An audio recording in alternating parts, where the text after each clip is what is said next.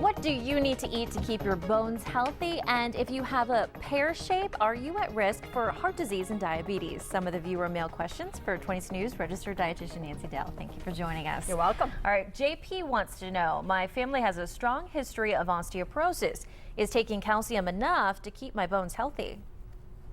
Well, for years, experts recommended calcium as the best way to prevent osteoporosis.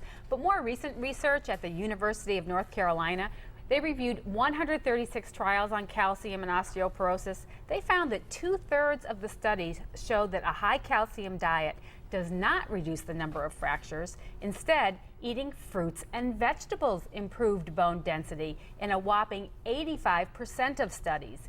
Calcium is still important. Think of calcium as the bricks in the brick wall of bones, but the mortar that holds the bricks together is made up of 16 other nutrients. Without the mortar, the bricks or the bones can't hold themselves up.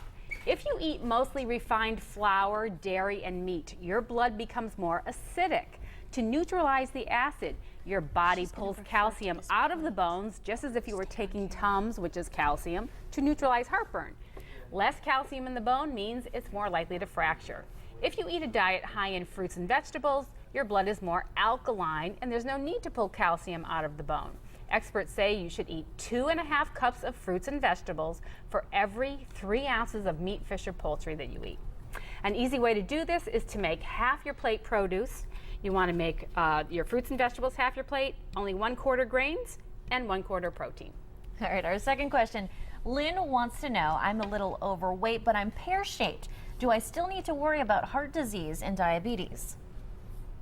We used to say that only apple-shaped people who carried their weight around their waist were at risk for many diseases. Now a new study in the Journal of Clinical Endocrinology and Metabolism finds in some people fat stored in the buttocks pumps out abnormal levels of 2 proteins associated with high blood pressure, low good cholesterol, high bad cholesterol, and diabetes.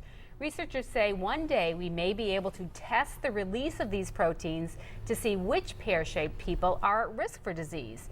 In the meantime, whether you're apple or pear-shaped, reaching a healthy body fat is a good idea. All right, thank you, Nancy. And if you have a question for her, you can write to her via the address on your screen or log on to www.